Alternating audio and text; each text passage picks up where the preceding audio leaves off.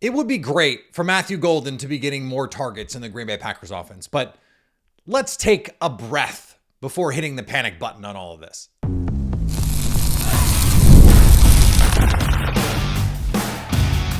You are Locked On Packers, your daily Green Bay Packers podcast. Part of the Locked On Podcast Network, your team every day.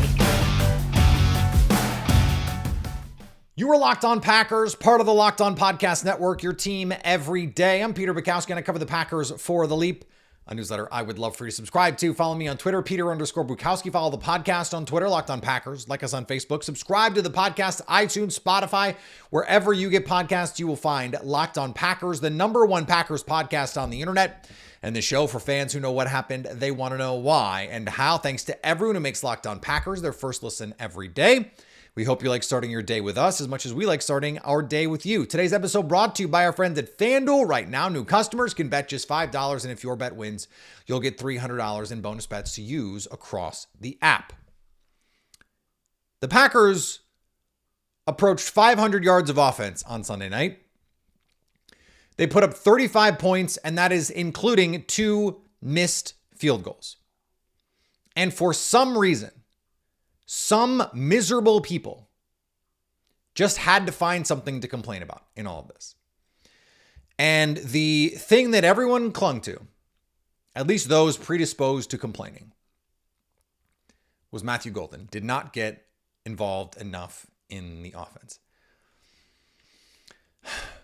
I don't understand, first of all, in a game where Tucker Kraft shows he is a superstar tight end, and in a game where Christian Watson makes his triumphant return, averages over 20 yards a catch, shows why he is such an important part of this offense, his ability to get vertical and then create off the ability to get vertical. Why this would be the thing to worry about. And Matt LaFleur addressed it yesterday. And what he said was, the offense, even with a play call, and he admitted there were some play calls he'd like to have back. But that the deal is they've got a lot of run pass cans in the offense. A lot of their plays are either called passes and you can can it to a run if you get a good look, or called runs and you can can it to a pass if you get the right look. They're always trying to get into the premier look for the play call. And they're just not executing, especially in the run game. So they abandoned some of the run game. They went to just some straight drop back stuff. They just thought, okay, it doesn't matter what they've got. Let's go man or zone tell and just figure out where to go with the ball. And some of their passes, they have man or zone calls. You can can it from a man call design, so a play call designed to attack man coverage, or a zone call, a play call to designed to attack zone coverage. But I thought it was really telling that he said the only time I can decide ahead of time where the ball is going to go is a jet sweep or a screen. Now, what are the types of plays to Matthew Golden that this guy has been complaining about this year? Jet sweeps and screens. But the whole premise here is that you call jet sweeps and screens so you can dictate where Jordan Love is throwing the ball. It is designed specifically, explicitly, to get the ball to Matthew Golden. They didn't do that in this game. Not really, anyway. They didn't call a jet sweep, and the screen call was to Savion Williams, who is, as I've said, the player I would much rather have in those situations, and he showed why on Sunday, scoring on a screen in the red zone. Matt LaFleur pointed out that every week they have plays in the game plan for everyone. They're plays that are designed to get the ball. Someone is running the money route, the one on the progression. They've got stuff for everybody. So Matthew Golden has plays called for him in a given game. There are reasons why the ball is not going his way. Now, we can point to the missed touchdown and the throwaway late in the game. The game's already in hand, guys. Like, I don't know what the complaint is. You end up kicking the field goal and you go up 16 in a situation like that. There was one early in the game on third and I think it was the first drive. It's a third and short. They throw the ball to Romeo Doubs into coverage. If he just looks at Matthew Golden first, he's open. It's a first down. We don't know what the progression is on that call. We don't know what the play is. Jordan Love is probably deciding more or less before the snap, hey, I think I know what the coverage is. Here's the concept I like the best here, or here's the guy winning his matchup I like the best here. That's offense. That's quarterback play. He wasn't looking at Matthew Golden. He gave Romeo Doubs the chance, put the ball right where it needed to be, and Romeo Doubs got two hands on the ball, didn't finish the play. So if you want to complain that they throw the ball to Romeo Doubs too much, look, I'm here for that criticism, but part of this is also player deployment. What I love on third and long, you're going to throw a rail shot along the left sideline on a go ball to a receiver. I would prefer that be Christian Watson or Matthew Golden. But with Jayden Reed out in third and must pass, Matthew Golden is going to be in the slot. He's been out there as a boundary receiver in 2 receiver sets.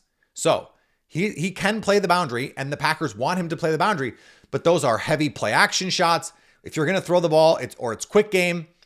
It's not the sideline go balls because he is your slot receiver. Now, the Packers like to use Christian Watson as a power slot in some of those looks, and so maybe there are other opportunities. I would love to see them use stacks to put Matthew Golden and Christian Watson on the same side of the field and make defenses go, how are we going to defend these guys? But part of that is just the nature of the personnel that they have. When Jayden Reed is out there, I think you're going to see Matthew Golden more on the boundary. They have no problem doing that. I was on with Mason Crosby on his radio show yesterday. And Mason played with Randall Cobb in 2011. And I asked him, I said, Mason, do you remember how many catches Randall Cobb had as a rookie? And I think he gave the answer that I think most Packer fans would have given. 40. Something like that. 35, 40. The answer is 25. 25 catches as a rookie. We remember one of them, maybe. Do you know how many Matthew Golden has already? 21. 21. He already, like in a week, he will have more catches than Randall Cobb had all season through half a season. And that doesn't even include the 7-8 jet sweep opportunities that he's been given, the rushing opportunities that he's been given. So he's already eclipsed the usage of a player who turned out to be a Pro Bowl receiver for the Green Bay Packers. This is just how the Packers operate. They're going to bring you along slowly. This is a Super Bowl team. You love Matthew Golden. You think his potential is, sky high. But you can't just bet on that potential. Romeo Doubs is a trusted player. Christian Watson proved on Sunday why they have so much faith in him, why they love him.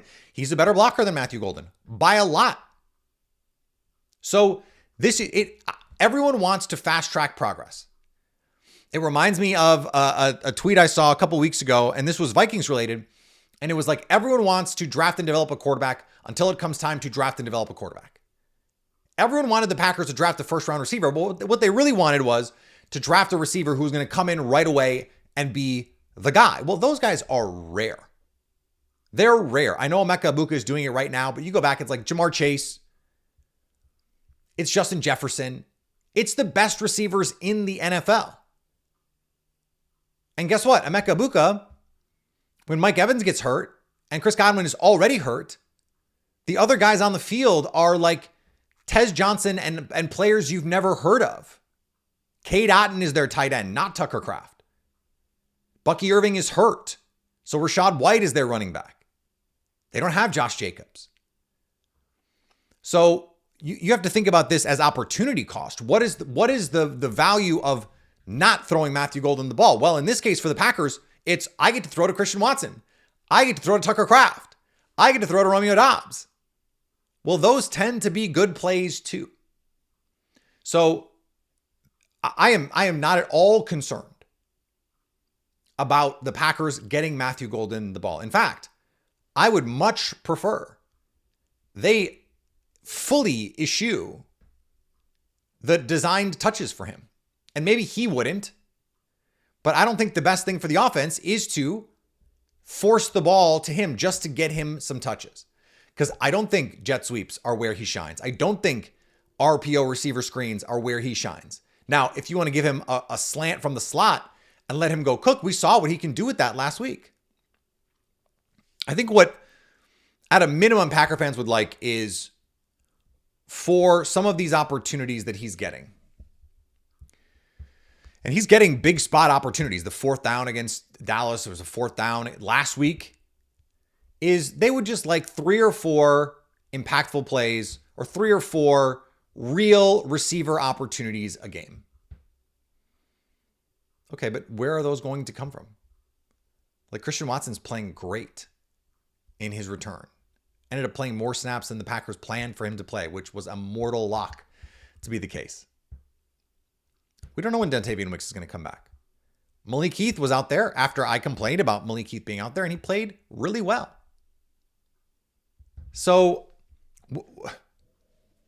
what is the complaint right now? Like if you're, this is not quite the same as Devontae Smith and AJ Brown being mad, because that offense was bad.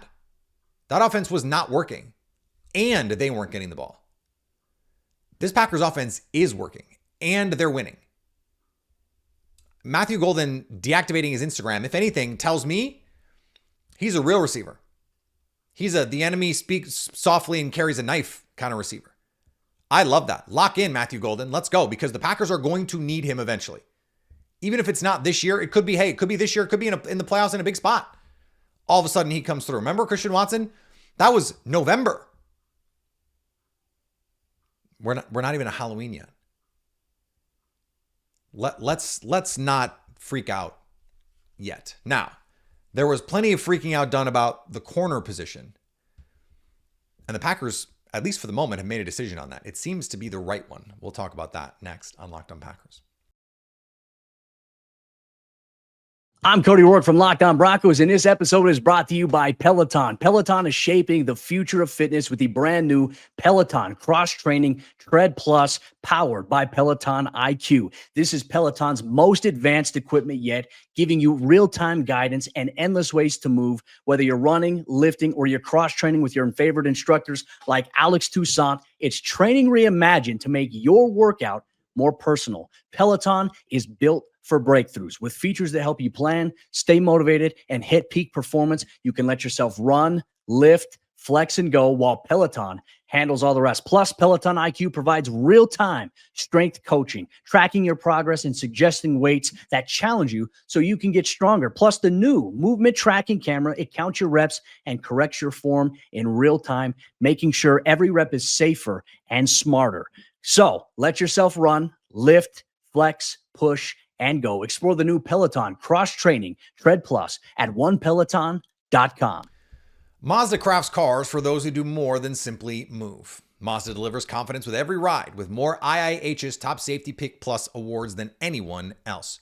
From footwork to breathwork, athletes sweat all the details. Mazda brings that same intention to how they craft every model. You can make everyday drives feel like anything but, from smooth handling to intuitive controls. Like NFL players, Mazda sweats every detail, because when you make every move count, impossible becomes irrelevant. Mazda, move and be moved. Do you know what corner played the most snaps of anybody? Carrnginton Valentine. Played more than Keyshawn Nixon. Nate Hobbs played 4 snaps, 2 of which did not count because of penalty. It seems clear Carrnginton Valentine is one of your 2 best boundary corners at the moment. Now, whether Nate Hobbs is all the way back from the injury, I don't know. Whether this is an acclimation process with Jeff Hafley's defense, I don't know.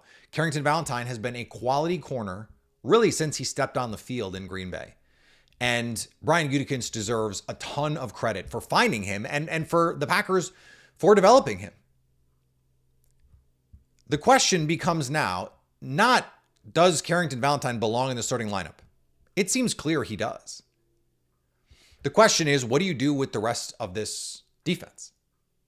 How do you have to shuffle it? How do you have to shuttle players? How do you have to make these things work? For a team that it seemed like they had cornerback problems, now they seem to have a champagne problem at corner. Because I still believe Nate Hobbs is their best slot corner in terms of coverage. But Javon Bullard is playing at the kind of level where you go, I don't want to take that guy off the field. He's a tone setter. He's been a great culture guy from day one. Remember, Javon Bullard was the day one no doubt starter at safety over Evan Williams. They moved him to nickel where he had not really practiced and immediately just threw him in the deep end there. And it was bumpy, no doubt. But he has answered in a big way over the last month, especially. He's playing the best football he's played in his NFL career. Had the big fumble recovery on Sunday night. There's a really good football player there. And especially on early downs, if you're going to play nickel against teams on early downs, you need to have a corner, an overhang defender who can fit the run, who can read and react in zone coverage. It's not just about can he cover a receiver 1v1. I believe there is an opportunity for Nate Hobbs to still contribute to this team as a nickel defender, second and long. Maybe you want to play nickel with him. Certain matchups, when the Packers play the Lions on Thanksgiving, they might want someone for Amon-Ra St. Brown on 3rd and 6, 3rd and 8 in the slot. You don't want that to be Javon Bullard. You'd much rather that be Nate Hobbs, especially if you're going to play some man coverage. The Vikings, last year, we saw them attack Javon Bullard with Jordan Addison. Now you want to try and do it on early downs? Okay.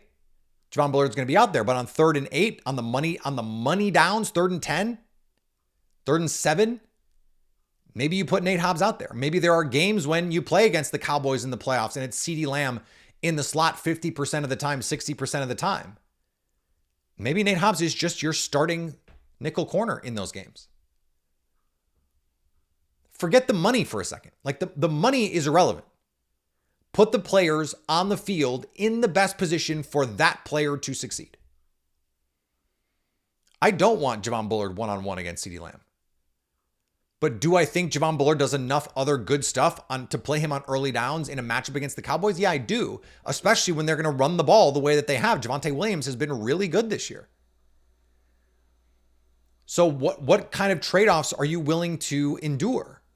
Now, I don't think you're worried about Javon Bullard getting beat over the top. Like, that's the thing. On 1st and 10, 2nd and 8, when you may stay in what I really think is still big nickel, because I think of Javon Bullard as a safety or at least a hybrid type player. You have safeties. The Packers are playing plenty of single high coverage, but you're still going to have, like, you trust Evan Williams or Xavier McKinney, whoever's back there, to cover for that slot. It's a little different in man coverage situations. Then you can sort of pick and choose. Are there certain matchups against, I mentioned the Lions. The problem against a team like the Lions is on early downs, they're going to run the ball. Now, I think Nate Hobbs is a good tackling corner. He will go and fight on screens. I'm willing to have a conversation about how you work Nate Hobbs into a rotation, how you work him in matchups wise. I still think there's a role for him on this team. I still really like Nate Hobbs. I don't think the problem has all been Nate Hobbs in this season. There have been some really bad just coverage calls that you get unlucky. The offense has the perfect play against your coverage and you're just out leveraged or there's an execution error. You know, one of the touchdowns against the Cowboys was really more of a safety problem with Xavier McKinney getting sucked up. He's supposed to have the inside help. There's no inside help. Dak fires in. That's not really on Nate Hobbs. But when you're losing one-on-one on go balls down the sideline, that's just you. That's just you in coverage. And it seems like Carrnginton Valentine is the guy that you'd like there. Now, Keyshawn Nixon is not immune to competition.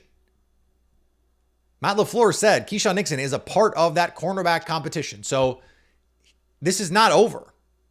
Like, if Carrnginton Valentine starts playing well and Keyshawn Nixon has another game or two like he had on Sunday, where he had, plenty of issues.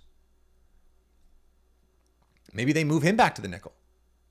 Maybe, Nate Hobbs can rotate in over there. They've not been afraid to rotate these players. And Jeff Hafley has absorbed the ethos of Matt LaFleur of just like, let's let the best players play, and been willing to rotate guys. Now, the trade deadline, I think this is going to be a continued discussion. Hey, maybe they need to go get a corner. I'm not sure. I like the corners on this team. I said in the offseason that I thought corner was a position where if they can find somebody, it would really improve their team. They're not going to find somebody at the deadline. Roger McCreary just got traded, but I talked to my guy Tyler Rowland over at Locked On Titans about him. And he was like, nah, that guy's a slot-only corner. And if Ty's saying that, then, I believe the Packers viewed him as a slot-only player. Now that I've seen some other national analysts say, no, he's got inside-outside versatility. And of course, that's what the newsbreakers are saying because, they have to do favors for agents. I don't think that was ever really something that would have moved the needle for the Packers because they already really liked Javon Bullard and they signed Nate Hobbs in part because he can play inside and outside. Maybe less outside than they thought. So for this Packers team, they're still going to benefit from the pass rush and being able to sit on a lot of these underneath routes. Teams are not going to have consistent success, I don't think, trying to push the ball down the field. It doesn't seem like that's going to be something that really is a consistent question for this Packers team. Because Micah Parsons, Rashawn Gary, those guys are going to take care of business. Devontae Wyatt comes back. Like this front, they affected Aaron Rodgers. And there were some, made a couple off-schedule plays and has the touchdown late. Like, I'm not worried about that. This front can take over games. They did that on Sunday in the second half. Micah Parsons was unbelievable. Leads the NFL in pressures despite having missed a game and despite, according to Next Gen Stats, being the most double-teamed player in the NFL. Still cannot buy a holding call. It's crazy. It's freaking crazy. But I think they have the players. Now, the question is what happens if you have injuries? Do you have enough? And that's why if you could get a Cam Taylor-Britt, for example, from the Cincinnati Bengals, or someone that had, some inside-outside versatility, someone who could play outside. The Packers just lost Micah Robinson and got signed to the Titans after they traded Roger McCreary. So then you're looking at like Kalen King and some other guys that you probably don't want playing for you. So you're always one injury away. This Packers team is no exception. Now I want to double click on that discussion about play calling because that is something that Packer fans have been concerned about. It is something that certainly I have been concerned about. We'll talk more about that next on Locked On Packers. The NFL season now in full swing, and FanDuel has an offer you don't want to miss. Right now, new customers can bet just $5 and get $300 in bonus bets if that bet wins. That's right. Pick a bet, put down $5, and if it hits, you'll unlock $300 in bonus bets to use across the app. It makes watching football more exciting when you've got a little something riding on the action. Whether you're a casual fan or love diving into the stats, FanDuel makes the game day experience that much more exciting. Right now, the Green Bay Packers 12.5-point favorites against the Carolina Panthers on Sunday at Lambeau Field. The over, 44.5. So let me get this straight. The Packers, if they score 30, the Panthers just have to score 15. Now, Andy Dalton's probably going to be the quarterback. I have hit the last 2 weeks in a row taking the Packers on the money line with the over, but they were not 12.5-point favorites in those games. So I'm not sure I'm going to get the same kind of value that I was getting there. But I would still think if I can put those two together, I'm getting plus odds. In fact, I'm just checking it right now on FanDuel. Put the Packers money line and the over together, I'm getting that at plus 115. They don't have to cover. They just have to win, even though they're minus 750 on the money line. So I'm still getting plus odds with the over. That is something I think I am going to ride until the wheels fall off, baby. I'm going to ride it. So what are you waiting for? Visit FanDuel.com to download the FanDuel app today and get started. I got a little excited and I dropped that nugget from Matt LaFleur a little early, but I was excited. And I have been someone who complained about the early down runs. And if you look at the Packers season, they've actually gotten better success than you would expect from some of these early down runs. On Sunday,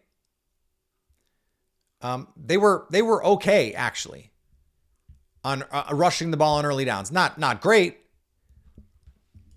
but really neutral value on early downs running the ball. But a 35% success rate running the ball on early downs against the Pittsburgh Steelers. A 17% first down rate. On early downs, they ran the ball 23 times and they passed it 26 times. Now, you look at the splits and you go, oh, well, the Packers, they threw the ball way more than they ran the ball. So it must be the case that they had this difference. Well, no. It was because they had 13 third and fourth downs and they threw the ball 11 times to just 2 runs in those situations. On third down, they are lapping the league in third down productivity. They cannot continue to live like this. When you have early rushes and early passes, basically even. Now 26 to 23, understanding also some late game stuff where they're running, were in the 5-minute offense. So that skews the numbers here a little bit. But the first 3 first downs of the game, the Packers ran the ball. They're not having enough success to justify that sort of investment in the run game. Now, I believe Matt LaFleur when he says, look, this is partially on the players to just go out there and execute. The run blocking right now is just not good enough. And I think one of the reasons why you saw Sean Rhyan rotating with Jordan Morgan. Now, the Pro Football Focus guys love Jordan Morgan's game on Sunday. But one of the reasons why you're seeing that is because Sean Rhyan is a dude in the run game. He's had his issues in pass protection this season, but as a run blocker, he will move bodies. He is a physical mauler of a player. Jordan Morgan is a little more finesse. Now, I thought last year he was actually better in the run game than the pass game as a guard. But to me, that's what that move signals, that they want a little more beef up front. Now, maybe Jordan Morgan comes back next week and no problem. The difference, though, is this reminds me of 2021. I remember Matt LaFleur being asked about it. Because these second and long runs, like they're still doing them. And they had Devontae Adams and Aaron Rodgers in 2021. Aaron Rodgers was the MVP. And they're still calling these second and long runs. Well, the reason they were doing that is because a lot of those plays were RPOs. And I'm not talking about, pass can run or run can pass. I'm talking about line of scrimmage. You're looking at alignments. You're reading, post-snap. You're reading conflict defenders, though most of the Packers RPOs are pre-snap RPOs. So you're basically counting. Do I have the numbers advantage to throw the screen, or do I have the numbers advantage in the box to run the ball? And the Packers could not, that season, run teams out of high boxes or light boxes, high safeties. 2 deep safeties, light boxes, 6 and 7 guys in the box. You feel like you should be able to run the ball. Well, the Packers haven't. And so that raises a question. Like, you're trying to get in the premier look pre-snap. I'm wondering if they need to just abandon that premise. Don't let great be the enemy of the good. Rather than trying to get into the perfect play, understanding your run game is just not executing at the level that you need it to. In those situations, be a little bit more aggressive throwing the ball. And we saw, just get the ball, just spit the ball out to Tucker Kraft. Just spit the ball out to Savion Williams. Just spit the ball out to Josh Jacobs. Touchdown to check down. Get into those play action heavy sets.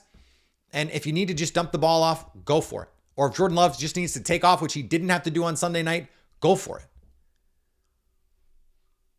I understand wanting to be perfect there, but you're just like, when you call the run, the execution just isn't there. And I know a coach is not going to say, well, we're not running the ball extremely well. So they want to be able to run the ball. Every team in the NFL wants to be able to run the ball effectively. So you can't just stop calling it.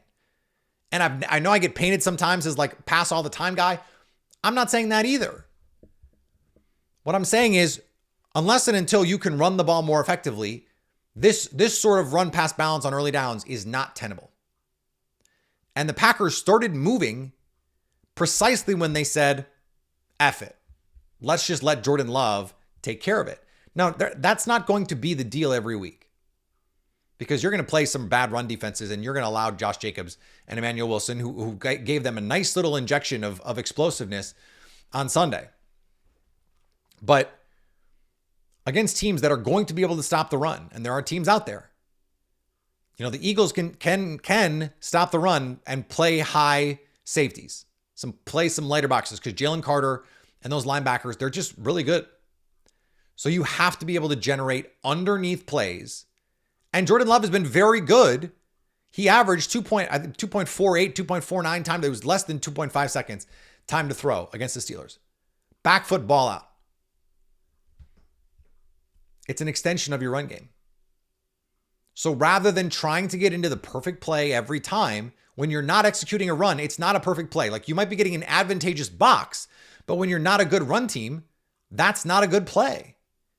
So it's like trying to play the numbers, trying to get the perfect shot in a basketball game. Like, trying to find that open three is great if you have shooters who can knock them down. If you're playing 5 guys who shoot 35% and below, maybe you need to find a way to get to the rim. Maybe you need to try and find a way to attack and get fouled and go to the free throw line. Maybe that shot that the numbers say is a good shot is not a good shot for you. Well, for the Packers, yeah, you might be getting a lot of light boxes. Josh Jacobs is running into plenty of light boxes, but not effectively. This team has not been effective running the ball. So you have to find something else that works. All right, back tomorrow here. So much more as we roll through a Locked On Packers, our squad show tomorrow night. A lot of you came through on the squad show. I've been hearing from people, hey, checked out the squad show, really enjoyed it, really liked it. Getting compliments from people I don't normally hear from about this stuff. Oh, I didn't even know you listened. Great. Go check out the squad show. It's a lot of fun. It's in the feed. You can hang out with us live, 7 o'clock, Lambeau time on Wednesday nights on YouTube. Otherwise, it'll just be in your podcast feed because we make it easy for you. So follow me on the social medias, Peter_Bukowski. Follow the podcast on the social medias. Subscribe to the podcast wherever you get podcasts. Subscribe on our YouTube page. Come hang out with us live after the game. 90 minutes of post-game coverage. We'll be here again on Sunday for you with 90 minutes of post-game coverage so you can stay Locked On Packers.